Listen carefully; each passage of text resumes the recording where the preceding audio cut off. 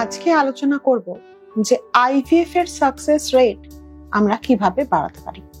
আমি doctor Sutapa Sen, gynaecologist and fertility specialist.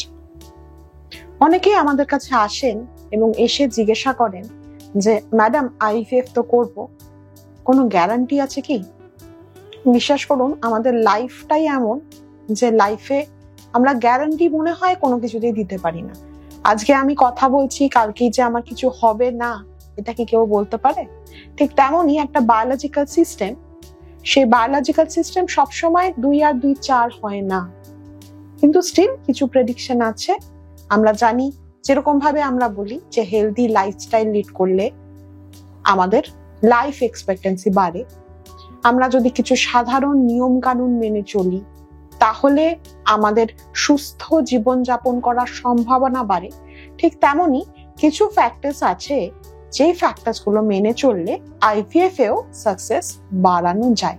কিন্তু আবারও বলছি, এটা মানে কিন্তু এরকম নয় সাকসেস বাড়িয়ে আপনি 100% নিয়ে যেতে পারবেন এবং গ্যারান্টি দেওয়া যাবে যে আপনার আইভিএফ হলে, সেটা যে কোনো ভাবেই হোক, সেটা আপনি জেনেটিক টেস্টিংই করে নিন বা যা কিছুই করে নিন, 100% সাকসেস কিন্তু হয় না। আসুন আমরা আজকে আলোচনা করি যে কি কি ভাবে পদ্ধতি অবলম্বন করলে আমরা আইভিএফ এ সাকসেস বাড়াতে পারি। প্রথম যেটা, সেটা হচ্ছে অবশ্যই ফার্স্ট স্টেপ যেটা, সেটা হচ্ছে ওভারিয়ান স্টিমুলেশন। এই ওভারিয়ান স্টিমুলেশনটা ডেফিনেটলি ডিপেন্ড করে ইন্ডিভিজুয়াল টু ইন্ডিভিজুয়াল, অর্থাৎ আপনার যেটা লাগবে আরেকজনের সেটা নাও লাগতে পারে। এই যে প্রপার মনিটরিং এবং ওষুধ দিয়ে প্রপার জায়গায় নিয়ে আসা, এটা আইভিএফ এর ক্ষেত্রে খুব ইম্পর্টেন্ট।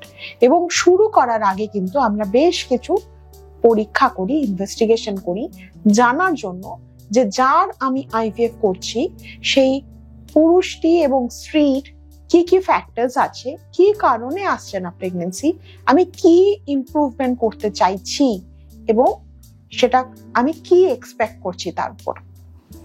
তো কিছু হরমোনাল টেস্ট আমরা করে থাকি আইভিএফ শুরু করার আগে। সেটা ছাড়াও আরো বিভিন্ন রকম টেস্টের দ্বারা দেখা হয়, অপটিমাইজ করা হয় বডিকে আইভিএফ এর জন্য। দেন স্টিমুলেশন প্রোটোকলে আসি। স্টিমুলেশন প্রোটোকলও কিন্তু বিভিন্ন রকম টেস্টের দ্বারা আমরা ঠিক করে থাকি যে কোনটা হবে তার জন্য বেস্ট। এবং এই স্টিমুলেশন যখন চলতে থাকে তারপরে এটাও কিন্তু আমরা অ্যাজিউম করে নিই যে এইটা দিয়ে এই কদিন পরে এতটা বাড়তে পারে এবং সেইটা যে আমাদের ভাবনা সেটার সাথে মিলছে কিনা সেটা দেখার জন্য আমরা যেটা করি সেটা হচ্ছে ফলিকুলার মনিটরিং। এটাও কিন্তু ভীষণ ইম্পর্টেন্ট। এবং ফলিকুলার মনিটরিং কেন করা হয়? ফলিকুলার মনিটরিং করে দেখা হয় যে যে ডিম্বাণুগুলোকে আমরা বাড়াচ্ছি সেই ডিম্বাণুগুলো সত্যিই সেইভাবে বাড়ছে। তো যদি না বাড়ে তাহলে হয়তো আমরা ডোজটা বাড়াই বা টাইপ অফ যে গোনাডোট্রপিন সেটা চেঞ্জ করি। এইভাবে আমরা যেটা করি সেটা হচ্ছে যে ইন্ডিভিজুয়ালাইজড করি যে যেই ট্রিটমেন্টটা ওনাকে দেওয়া হচ্ছে সেটা যাতে ওনার জন্য বেস্ট সুটেড হয়। থার্ড যেটা, এবার হচ্ছে একটা খুব ভালো ল্যাবরেটরি আমাদের প্রয়োজন, যেখানে একদম অত্যাধুনিক যন্ত্রপাতি থাকবে এবং তার সাথে যে এমব্রায়োলজিস্ট করবেন তিনি যেন স্কিলড হন, তিনি যেন এক্সপিরিয়েন্সড হন। আদারওয়াইজ কিন্তু ভালো রেজাল্ট পাওয়ার সম্ভাবনা কমে যাবে। ফোর্থ যেটা, সেটা হচ্ছে যখন এই এমব্রায়োটা তৈরি হয়ে গেল তারপরে আমরা এমব্রায়ো সিলেকশন করতে পারি। সেটা সবসময় যে করি আমরা সেটা নয়, কিন্তু এটা একটা উপায় সাকসেস রেট বাড়ানোর। এটা বেশ কিছু পদ্ধতি আছে, প্রি জেনেটিক টেস্টিং, তার মাধ্যমে আমরা কিন্তু কিছু টেস্ট করে কিছু এমব্রায়ো সিলেক্ট করতে পারি যারা ক্রোমোজোমালি ভালো বা জেনেটিক্যালি ভালো।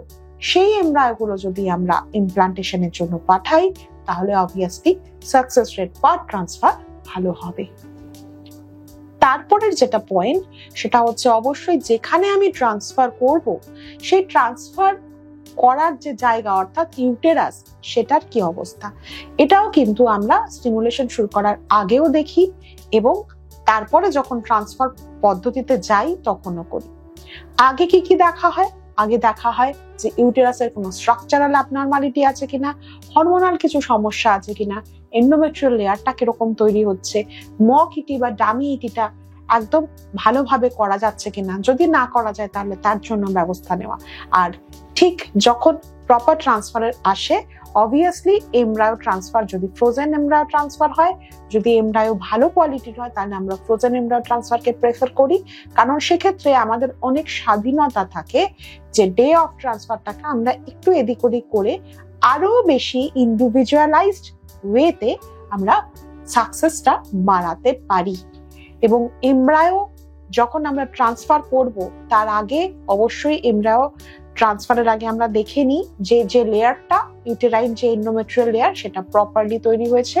সেটা আমরা ডে 2 ডে 3 অর্থাৎ পিরিয়ডের দ্বিতীয় বা তৃতীয় দিন থেকে দেখা শুরু হয়, এবং দেখে কি করা হয় যে ওষুধটা দেওয়া হয় তার ডোজটাও কিন্তু সেই যে পেশেন্ট তার আগের যে আমার অভিজ্ঞতা সেটার উপর ডিপেন্ড করে সিলেক্ট করা হয়, তার ডোজ চেঞ্জ করা হয়, মনিটর করা হয়। Again monitoring is very important, কারণ আমি ধরুন একটা ওষুধ দিচ্ছি কিছু ভেবে, সেই ওষুধটা সেইভাবে কাজ করছে কিনা সেই টাইট্রেশন করাটা খুব ইম্পর্টেন্ট।